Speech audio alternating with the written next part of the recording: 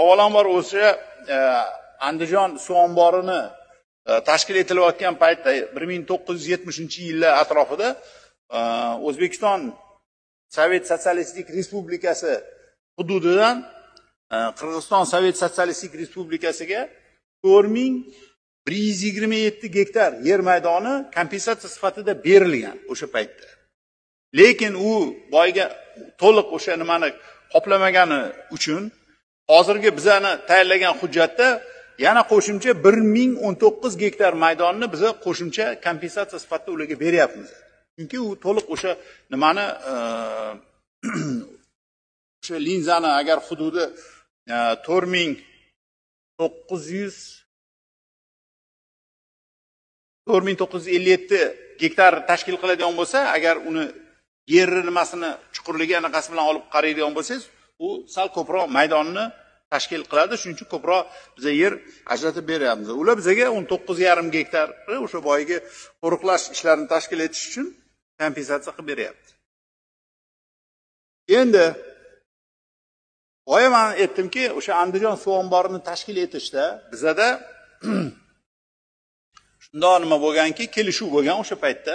O'sha kelishuvda bor u 50 yil oldingi kelishuvda kelishilganki, bu suv ombori o'sha O'zbekiston hududi bilan tortib olib borilib, o'sha boyiga 200 kilometr naridagi bo'lgan o'sha Burganda nima massivini sug'orishga 4 metrli kanal qurish sharti belgilangan bo'lgan. Lekin ayrim sabablarga ko'ra, sabab birinchi navbatdagi bo'lgan sababi shuki, o'sha markazdan pul ajratilmagan. Bu narsaga bu kelishilgan ikki tomonlama ikkita respublikaning kelishgan qaroriga.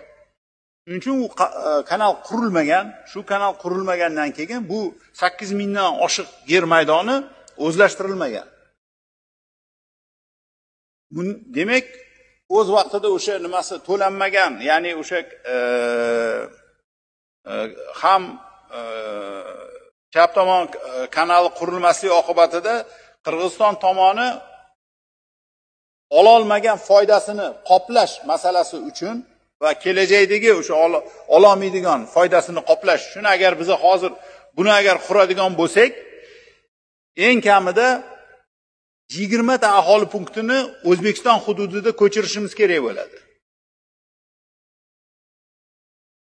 20 ta. Ya'ni o'sha odamlar yashayotgan o'ylarni ko'chirgan holda o'sha kanalni marshrutini belgilashimiz kerak bo'ladi.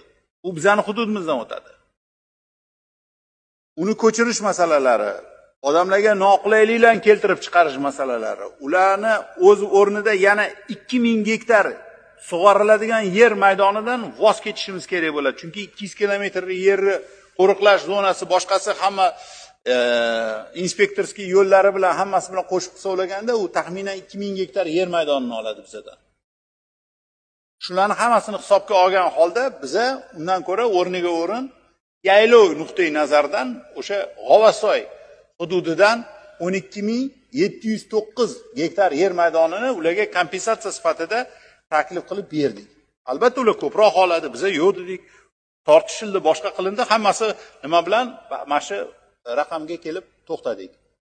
Undan tashqari men sizga aytdim, o'sha 10 ta aholi punktlarini o'sha almashish bo'yicha nimasida 429 gektar ular bizga beryapti va o'rniga o'rin o'sha 10 ta uchastkani almashish tashabbusi chiqqan bo'lgani uchun 290 gektar o'rniga o'rin bizga beryapmiz. Mana shu almashiladigan yer maydonlari. Maydonlarning orasidagi tafovut o'sha boyiga o'z vaqtida O'zbekiston tomonidan olingan majburiyatni bajarilmasligini kompensatsiyasi sifatida to'lanyapti. Biz endi uni pulga ham chaqib ko'rdik, pul nuqtai nazardan qiyin raqamlashib ketdi.